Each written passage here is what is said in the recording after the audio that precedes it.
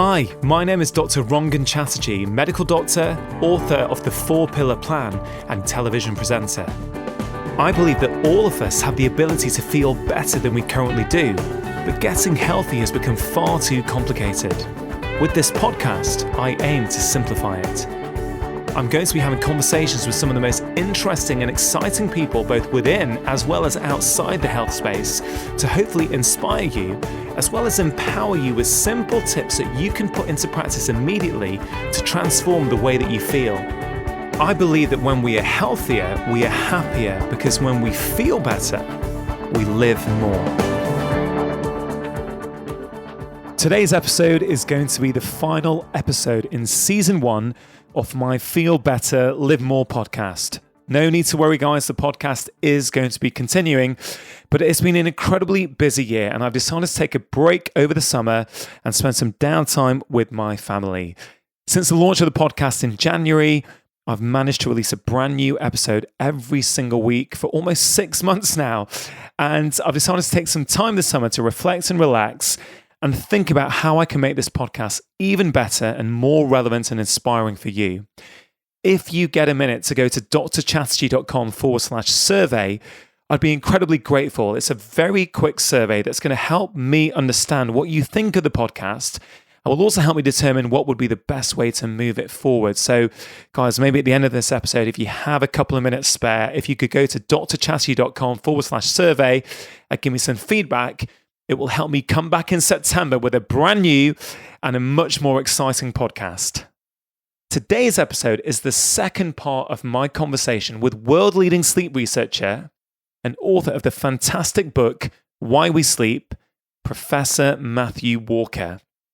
Now, in last week's episode, we discussed so many different areas to do with sleep. We discussed jet lag, how caffeine affects your body clock, how sleep can help you lose weight, and even how athletes use sleep to enhance their performance, and so much more.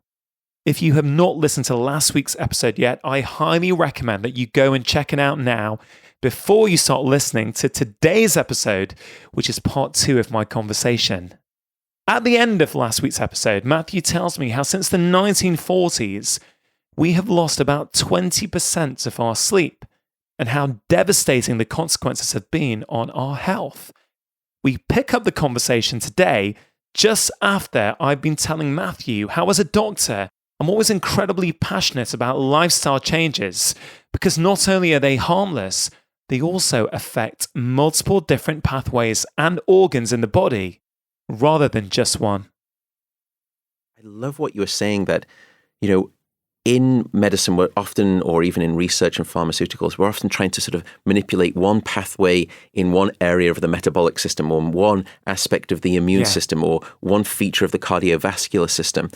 And, sleep affects all of those. And we can, I'll give you an example. Firstly, we know that if you get a patient and you have them who sleeping just 6 hours for 1 week, this is someone, let's say, who is healthy. At the end of that 1 week of short sleep, their blood sugar levels are disrupted so significantly that they would be pre-diabetic, that you would diagnose them as being in a state of pre-diabetic. Just from sleep deprivation. Just from sleep deprivation. We control all of the factors. You can also speak about sleep loss and the cardiovascular system. And all it takes is 1 hour of lost sleep, because there is a global experiment that's performed on 1.6 billion people across 70 countries twice a year, and it's called daylight savings time. Yeah. And it turns out that when you look at that data, in the spring, when we lose an hour of sleep, we see a subsequent 24% increase in heart attacks as a result. It's just incredible, But isn't it? in the autumn, when we gain an hour of sleep, we see a 21% reduction in heart attacks. So the data's there on a global level, isn't it? Just from that. It's striking, and you can even think, you speak a lot about, the immune system. It's so key for our health. So tell us, what does sleep do for the immune system? So firstly, we can look on both sides of the coin. What happens when we don't get enough sleep? Firstly, we know that people who are sleeping 5 hours a night are 4 times more likely to catch a cold than those people who are sleeping 8 hours or more. Wow. Striking study, very well controlled study. We also know that it doesn't take 1 week of, short sleep deprivation. one night is enough. What we've found is that if you take healthy individuals and then we limit them to just 4 hours of sleep for one single night, what we see is a 70% drop in critical anti-cancer fighting immune cells called natural killer cells, which are these wonderful sort of immune assassins that, help decrease our, cancer risk. Yeah. And help us fight infections. And fight infection. Part of our innate immune system. Exactly. Part of that critical innate immune response. Flip the sort of the side of the coin. And now what we find is that when you get sleep, there is a change in what we call the autonomic nervous system, which is sort of this automatic part of our nervous system. And that automatic nervous system is split into two branches. One that is sort of like the accelerator pedal that gets us revved up, triggers the fight or flight response. The other is the brake that sort of calms us down. And when we go into deep sleep, we apply that brake to the nervous system and everything quiets down. Heart rate decreases. Deep sleep is the most wonderful form of natural blood pressure medication that you could ever wish for. Yeah. But one of the other things is that we see as that nervous system quiets down, levels of things like cortisol drop down, that stress-related chemical. And it's during that time that the body goes into an immune stimulation mode. And it's where essentially you're going to restock the armament of your immune army so that when you wake up the next day, you can battle and fight infection. What's also fascinating, and I love this data, and this tells you just how critical sleep is to a fighting for our health. If you look at people who become infected, or you actually infect them in the experimental laboratory, let's say with sort of a cold vaccine, or you immediately trigger increased sleepiness and increased amounts of deep sleep. And it turns out that the infection indicates to the immune system that you're under attack, and the immune system will actually signal to the sleep system within the brain, we need more sleep. Sleep is the best battle force that we have right now to combat this assault. And so that's why when you're sick, all you tend to want to do is just curl up in bed and go to sleep. The reason is because your body is trying to sleep you well. It's an appropriate response to what's going on, right? Exactly. So bodies are pretty clever, right? They are remarkably clever. Again, Mother Nature has figured this out. And so she brings up this thing called sleep, which I would argue is probably like the Swiss Army knife of health.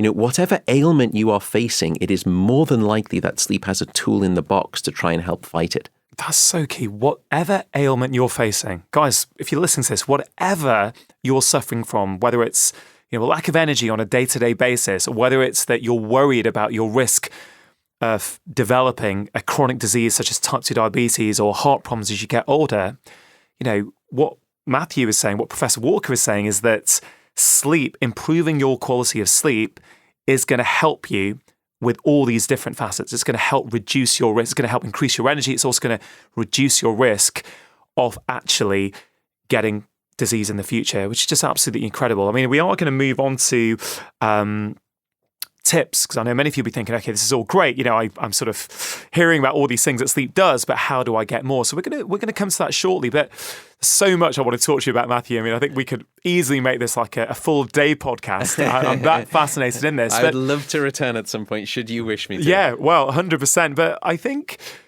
what you said about medical school training, I think it's very important, because pretty much everything that I put in here, and then the last quarter of the book is on sleep.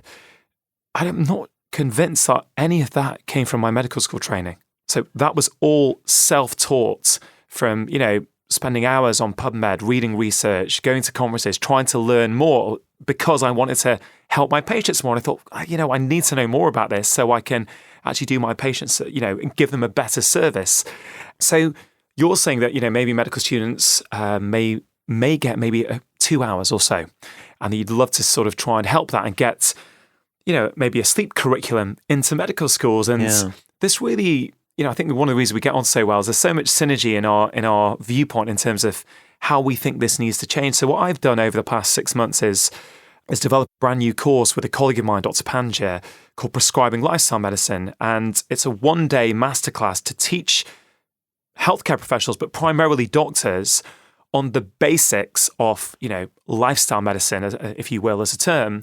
So we go into sleep and we teach this framework where they can simply apply these 4 pillars with their patients to start to actually implement lifestyle medicine. I'd love to maybe collaborate with you and show you the slides. I'd love to. And I've got, I teach a whole course at the University of California, Berkeley, the science of sleep. So I've got lots of slides. I'd love to just share and do whatever I could to try and help sort of perpetuate that movement that you've got going. It's wonderful. That's exactly what we need. Yeah, and then maybe we can talk about how we get that into medical schools and, Yeah, I was going to actually ask you, how could we, even collectively, think about trying to, approach sort of medicine here in the United Kingdom and see if we could. Well, we'll talk about that off air from the podcast, because I think that good. could be a great collaboration.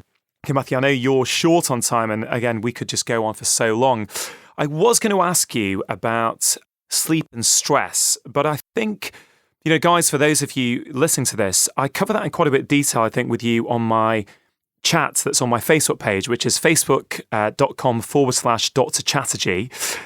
So, guys, you can actually check it out there. But everything that Matthew and I talk about, including that Lancet paper that he mentioned, is going to be in the show notes, which is going to be at drchatterjee.com/why we sleep. There's going to be links there to everything Matthew talks about, some of Matthew's articles, his book, all kinds of things. So guys, do check that out after the podcast, and you can do a bit of further reading on those topics that interest you.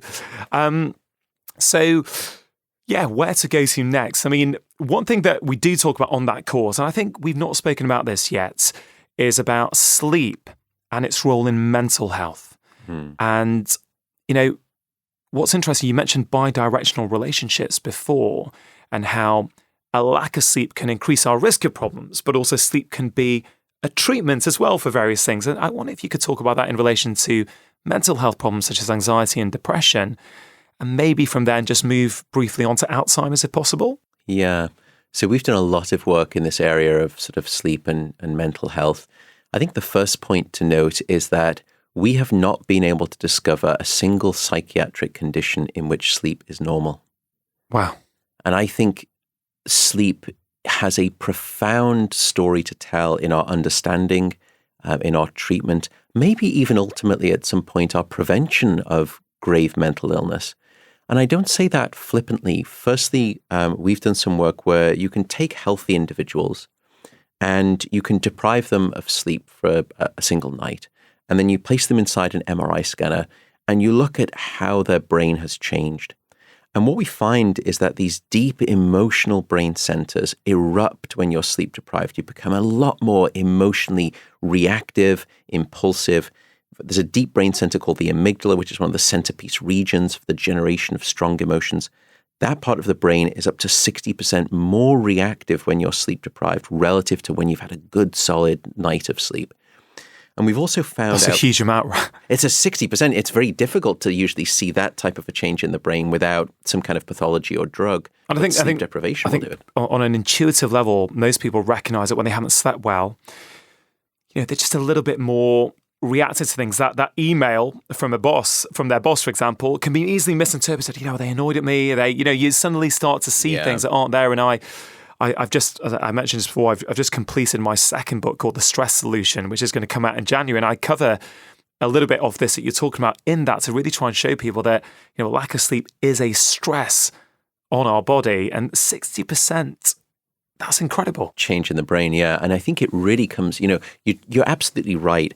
Many of us have a sense that, I just snapped ... Those are the words that usually follow a bad night of sleep or when you've not got enough sleep. And we know it all the way down sort of the age chain. You think about a parent holding a child, the child is crying and they look at you and they say, well, they just didn't sleep well last night. As if there's some universal knowledge that bad sleep the night before equals bad mood and emotion reactivity the next day. And it doesn't stop in infancy or childhood or adolescence. It's true when we are adults as well. And we've seen this data. What I think is concerning is that neurological signature that we discovered in that study is not dissimilar to numerous psychiatric conditions. And in fact, we're now finding significant links between sleep disruption and depression, anxiety, including PTSD, schizophrenia, and most recently and tragically, suicide as well. In fact, a short sleep duration is usually predictive of either suicidal ideation, suicidal thoughts, suicide attempts, and tragically, suicide completion. So I think the scope through which sleep is impacting mental health disease, I think, is considerable. We used to think in psychiatry that the psychiatric disease was perhaps causing the sleep disruption. I think now we've been forced to change our minds. It's not as though it's completely in the opposite direction. It's not that every psychiatric condition is a sleep disorder. That's not true either. But is it a two-way street? I think that that's probably more tenable.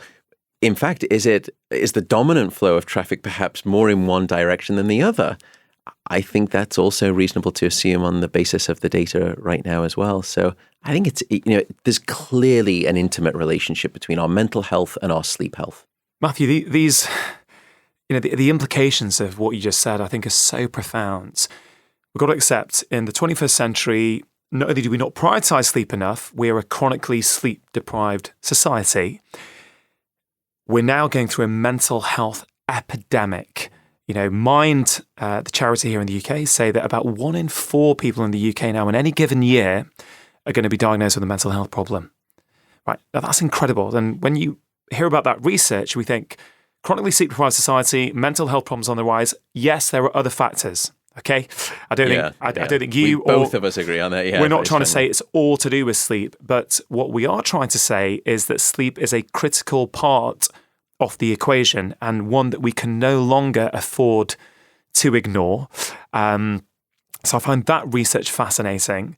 And it makes me think as a doctor. You've mentioned already type 2 diabetes, heart disease, mental health problems such as depression and anxiety. I know.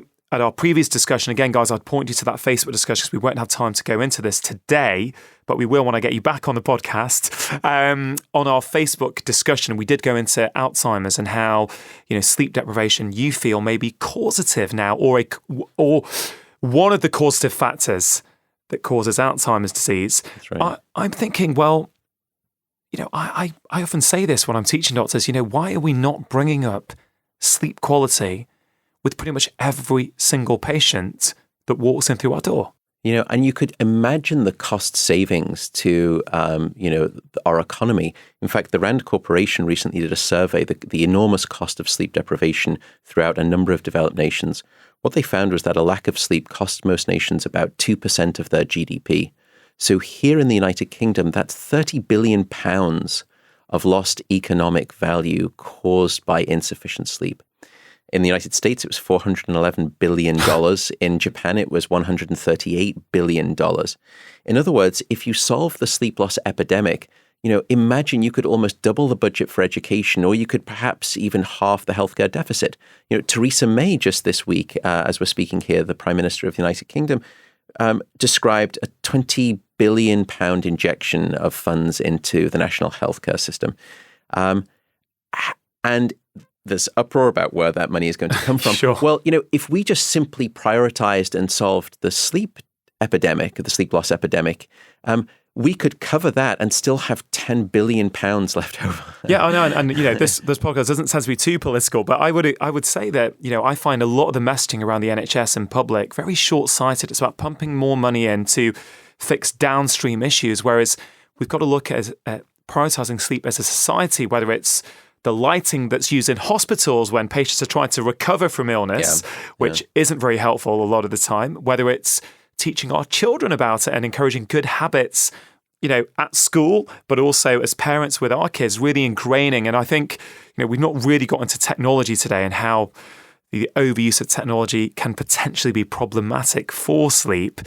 I agree. Sleep, it's such a simple lever to turn. It's also, we'll come into tips in just a second, but, so many health inequalities are there from people from different socioeconomic groups. We know in the UK that, you can have as much of a 10-year difference in your life expectancy depending on where you live. Well, one thing I like about a focus on sleep, and I appreciate that there are many pressures in deprived communities, financial stresses, maybe a lot of shift work, maybe working multiple jobs. That's so right. I absolutely understand and recognize that there are significant issues that we have to overcome. But a lot of the recommendations that we're now going to talk about that I cover in my book and you cover in detail in your book, most of the recommendations to help people to, get more quality sleep are free of charge. Yeah, I often say that I think sleep is perhaps the most democratically freely available healthcare system for everyone around the world. Now, that's a bit of a glib statement on the basis of exactly what you just said, I think about, and the data is quite frightening. We've been looking at this too, at sort of low socioeconomic status communities. And there, what you see is just what you described, higher general social stress that impairs sleep, usually working multiple different jobs, split shifts, working the night work. Often people in those communities are working in the service industry. That usually means that you're either up very early or you're staying in work very late, all of which comprise, factors that work against sleep. So I want to be really appreciative of that. Yeah, me too. But still, I think, the tips that we can do right now to start sleeping better every night should be applicable and for the most part utilized by just about everyone, as long as you don't have a sleep disorder. Well, Matthew, normally I end the podcast off by asking people for 4 key tips that people can put into practice immediately, but we don't have to limit it to 4. I want this podcast to inspire people to not only take sleep seriously, but to give them some practical help. So immediately after listening to this, I can put the headphones down and go, right, I'm going to do what Professor Walker's asked me to do. I'm going to try these 5 things today. In your experience, and you've been interviewed all around the world now to do with your book, what are those common things that people aren't doing that they could do to help improve their sleep? Yeah, so there's probably maybe 5 things that people can do right now to get better sleep. The first is regularity. Going to bed at the same time and waking up at the same time, no matter what. Even if you've had a bad night of sleep, still try to wake up at the same time. Just understand it's going to be a tough next day. And then get to bed at the same time that following night, and you'll have a good night of sleep. You'll sort of sleep a little bit more soundly that night. Even if it's the weekday or the weekend, don't do what we call social jet lag, which is sort of where you sort of sleep too late at the weekend. And then on Sunday night, you've got to drag your body clock all the way back and try and force it to sleep at a time when you haven't been sleeping before. That's torture. Regularity is key. The second thing is temperature. We've spoken a little bit about that, but keep your bedroom cool. Probably around about 18 degrees Celsius, which is colder than most people think. But cooling the room down takes your body into that right sort of thermal space for good sleep. It cools it down. Darkness, we've spoken about too, but we are, I think, a dark-deprived society in this modern era. And you need darkness at night to allow the release of a hormone called melatonin, which helps time the healthy onset of your sleep. So yes, it's to do with blue light sort of emitting devices, screens, phones. Those are things that you should try and stay away from in the last hour before bed. But it's not just that. It's also overhead lighting. We don't need to be bathed in electric light all night. In the last hour before bed, just try turning half of the lights off in your flat or in your home. You'd be surprised at how soporific and sleepy you become when you're shrouded in darkness. So that's the third thing. The fourth thing is, I would say, walk it out. And what I mean by that is, don't stay in bed if you've been awake for 20 or 25 minutes, either trying to fall asleep or you've woken up and you're trying to get back to sleep. The reason is because your brain is this wonderfully associative device, and it will start to very quickly learn that being in bed is about being awake rather than asleep. So what you need to do is, after about 25 minutes, just relax, understand that sleep is not quite here yet. Go to a different room, in dim light, read a book or listen to a podcast, but don't check email, don't eat, because it trains your brain to expect that in the middle of the night. Only return to bed when you are very sleepy, and that way your brain will start to relearn the association that your bedroom is the place of sleep rather than the place of I think wake. that's a really important tip, Matthew, that, I know even from our first conversation on Facebook, but, whenever I talk about sleep, people can often get really wound up about this and say, I'm doing all those things. I can't sleep. And they've really just, without trying to, their brain has just got into this position where it's been trained not to sleep. It's been trained to not associate the bedroom with sleep. Or, so many people I see, when I hear about on social media, are doing work emails right up to the moment they fall asleep. And you know, we mentioned children before, and I often say, you know, children need a bedtime routine. We know that. Right? Why as adults do we think we're any different? We should, and you're absolutely right. You know, we've turned the bed in this day and age often, you know, into a kitchen. We've turned it into an office. We've turned it into a cinema. You know, we do all of these things typically on the bed, which then it does impact the brain's association. It gets quite confused about what this thing called the bed is all about. So I think that's a very helpful tip. And try not to get too anxious if you're sort of falling asleep. I know that probably a lot of what I've been telling people will make you feel anxious if you're not being able to get the sleep that you need, but try not to worry about it. Everyone has a bad night of sleep.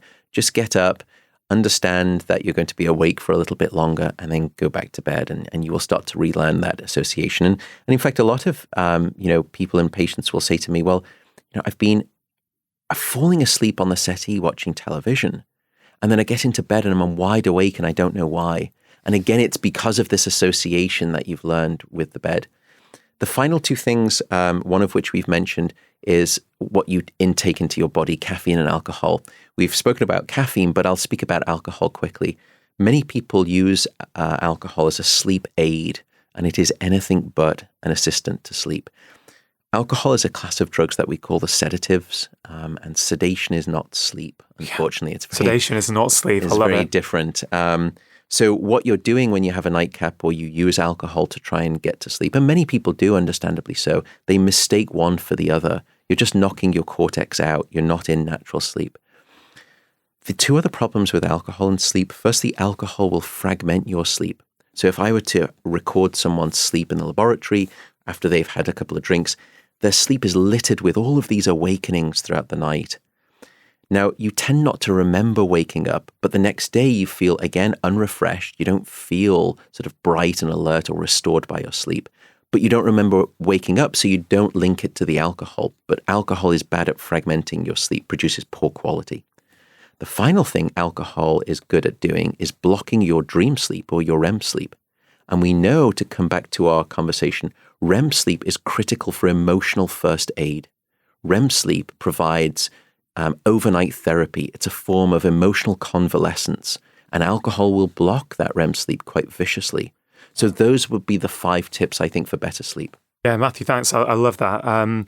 Just to say on alcohol, is it dose dependent? So, for example, you know, some people say, well, I'm okay with 1 glass of wine, but 2 or 3 glasses is going to fragment my sleep. You know, can you comment on the dosage there, or would you advise people who are struggling with sleep to knock it on its head, basically? I know, and it's so hard for me to answer this, and this is the reason, one of the many reasons why I'm such a deeply unpopular person. But I don't think that's fair to say. But firstly, I don't want to sound puritanical. You know, life is to be lived to a degree, and all of these things that we're discussing, we're trying to speak about the extremes. But I also want to empower people with the knowledge. I'm not here to tell you necessarily what you should or you shouldn't do. I just want to give you the scientific facts, and then you can make the choice. I would say, unfortunately, that even just 1 glass of alcohol in the evening, we can see that, we can measure that. You can measure that in your lab. You can see that you're not getting the same deep level of restorative sleep, even with 1 drink. Even with 1 drink. So I know it's hard, but now, you know, everyone, you know, should, you know, have a social life and sort of, you know, enjoy a drink now and again. I think the best advice would be this: if you're going to bed feeling tipsy, you probably have had too much alcohol in terms of sleep impairment. Well, I think, you know, I so resonate with so much of what you've just said, which is, you know, this podcast, what I do, what you do, it's not about telling people what to do. You know, I've got no interest of telling someone what they should do. I have no right to tell someone what they should do with their lives. Yeah. What I think we're trying to do is to educate people, inspire them, empower them to understand what lifestyle choices they're making and how that could impact their health. And I always draw the analogy with going out, having a few drinks with your mates on a Friday night. People know intuitively that if I go out for a drink on a Friday night and have 3 or 4 pints, let's say, you know what, my Saturday morning might be a bit of a write-off. I may not be functioning as well as I might want to. But you're going into that with that knowledge. You're saying, you know, I know the effect alcohol has on me, but I'm going to get so much enjoyment out of my night out tonight, that I'm willing to put up with the consequences. What I think we're both trying to say is, guys, we just want to empower you. We want to help you understand the impact that caffeine might be having on your sleep, that alcohol might be having on your sleep, that the fact that you're on your work emails before you go to bed might be having on your sleep. Do with that information what you will. That's how I would put it. I so agree, because I think, a lot of, what you speak about in your book, which is, far more wide ranging than mine, because I just take one of the things, you go after four of the key key pillars, which is so much more impressive. I think it says so much about the difference between me and you, Rangan. But you're a researcher, I'm a clinician, right? There's a big difference, right? There is, but I still think it's a heroic thing. But what I would say, I think, is that yes, a lot of people are aware of some of these things, like it's good to be physically active, I should try and stay away from drinking too much alcohol. But I also think that there's a lot of what we discuss, I hope in both books, that is perhaps knowledge that people aren't aware of. Yeah. And if only that they were aware of it, they would actually want to do something different. That's the sort of the case that I'm really passionate about, is that people, as long as you know the information and you choose to do otherwise, no problem at all. A lot of people just are either misinformed or entirely, when it comes to sleep, uninformed. That's the goal. That is the goal. And it's really about, it's that empowerment piece. And this is one thing I just want to end on, is just to say, guys, look, it may not be that you can just change one thing and suddenly have a great night's sleep. You might have to change 3 or 4 things together. That's certainly my experience. It's like, Matthew, you're a researcher, so a lot, you'll do research on showing what caffeine does, on showing what alcohol does. But I would say, as a clinician, use that research, but maybe you might have to try a few things. Like you might try, for example, 1 week with no caffeine and no alcohol and see how you sleep, because then you can be empowered to decide what you're going to do after that. Are you going to go back? Or maybe then, I always try and get people sleeping as well as they've ever slept. Then they can start reintroducing some of these lifestyle things that they want. And they can say, oh, wow, that's interesting. I felt great last week, but now when I have a 2 p.m. coffee, you know what? I'm not quite as good. Okay, that's going to teach me now that I'm going to knock it a bit earlier in the day, because I think ultimately nobody's going to follow your advice or my advice simply because we told them to. I think it's only when they start to feel the difference themselves, they go, wow, I kind of like feeling good. Yeah, and I think, I love your point about just trying to give it time too. Sleep and starting to change your sleep and seeing the effects of getting better sleep. It's a little bit like exercise at the gym. You're not going to go to the gym one day and wake up looking like Arnold Schwarzenegger.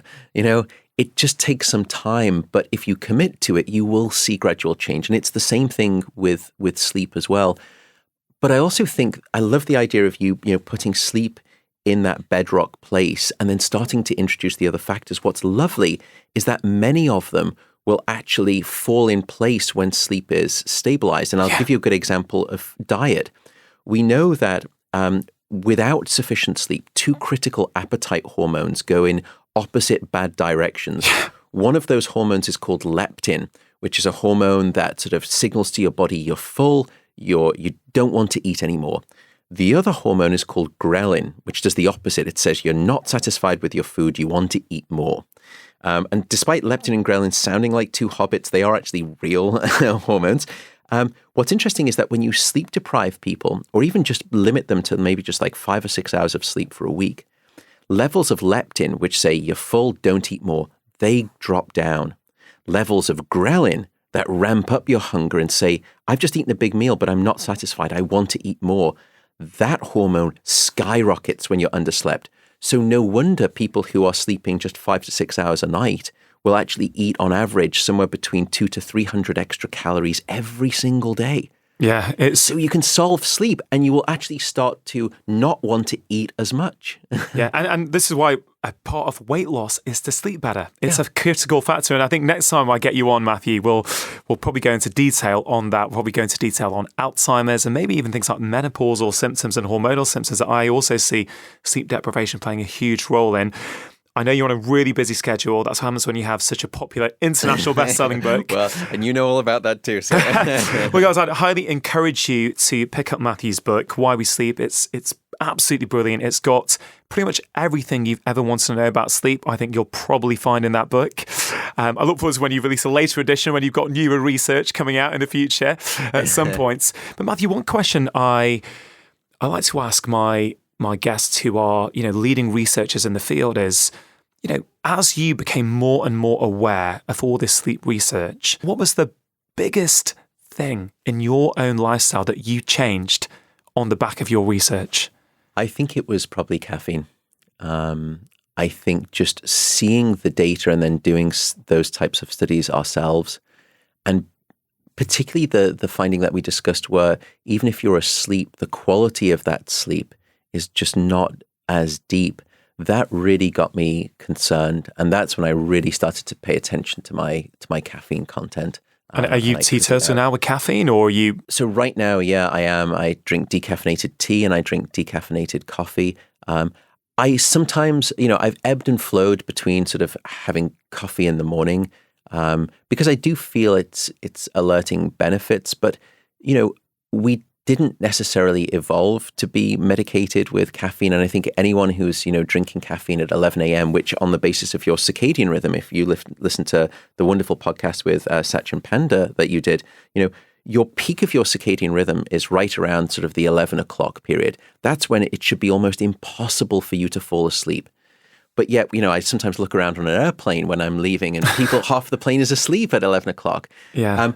And if you're self-medicating your sleep deprivation at 11 a.m. with caffeine, it usually means that you're perhaps just not getting enough sleep. And that's probably been one of the greatest, I think, influential factors.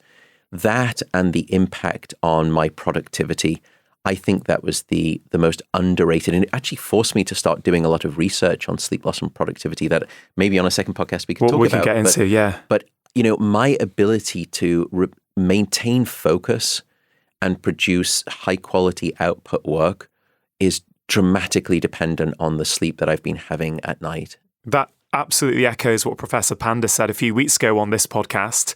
When he goes off caffeine, his productivity goes up. So guys, look, no one's asking you guys to cut out caffeine. I know how much you guys love it. I have certainly had my own love-hate relationship, more love of a relationship with coffee in the past, but I have dramatically reduced it and I'm feeling better than I've ever felt. Matthew, I really want to thank you for the time you've made today to come onto the show to really talk to my listeners who really are big fans of your work, really are looking for those actionable bits of information that they can take into their life. So I want to thank you for that. I absolutely will take you up on your promise. I'm going to call it a promise to come back on the podcast. It is a promise. Guys, look, that is the end of my conversation with Professor Matthew Walker. Don't forget, you can see all the show notes at drchatterjee.com/why we sleep, everything we're talking about, a lot more articles from Matthew. I'm going to put them all there so you can continue your learning experience. Guys, I'd love you to take a screenshot of the podcast, share it on social media. We want to get this information on sleep to as many people as possible, and you can help us do that by promoting and sharing this podcast on social media. If you could tag me, but you could also tag Matthew. Matthew, what social media network do you tend to be on? Yeah, so I'm on the internet all over the place at Sleep Diplomat. So at Sleep Diplomat on Twitter. And you can find me on the web at sleepdiplomat.com. And I would love to learn more about what people enjoyed and just hear their thoughts about sleep on Twitter. That would be wonderful. Yeah, guys, so please do tag me, tag Matthew. I'm going to put all those social media links on the show notes. So do check them out, as well as sharing this with your friends. If you could go onto whichever podcast platform you are listening to this on and give the podcast a 5-star review, what it does is it helps raise the profile of the podcast. It helps get the podcast to more people, but it also helps me attract fantastic guests, such as Professor Walker, so I can get you more world-class, world-leading information coming in the future. Guys, I hope you've enjoyed today's podcast from Matthew and myself. Thank you. Take care and sleep well, everyone. That concludes today's episode of the Feel Better, Live More podcast. My hope and Matthew's hope is that after listening to these two conversations, you start to shift your attitude towards sleep.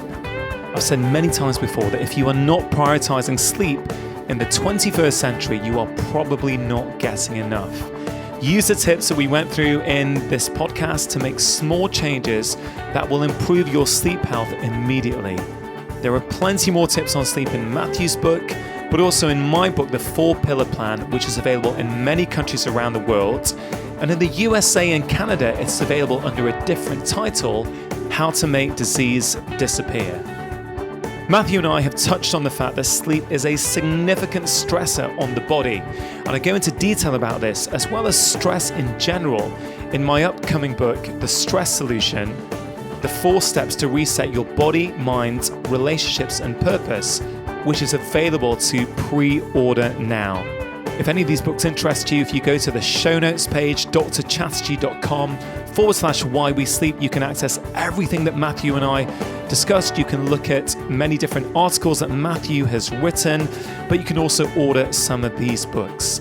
If you prefer video, the entire video of my conversation with Matthew is now available on my YouTube page, which you can find at drchatterjee.com/YouTube.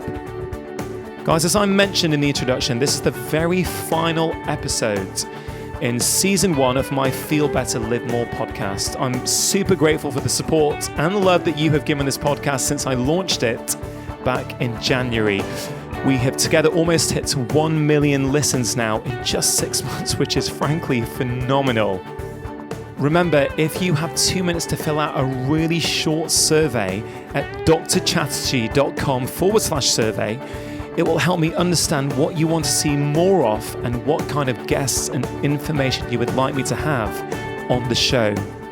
I will be back with brand new episodes every single week from the first week in September, so make sure you have pressed subscribe so that you can be notified when the next episode of Feel Better, Live More comes out.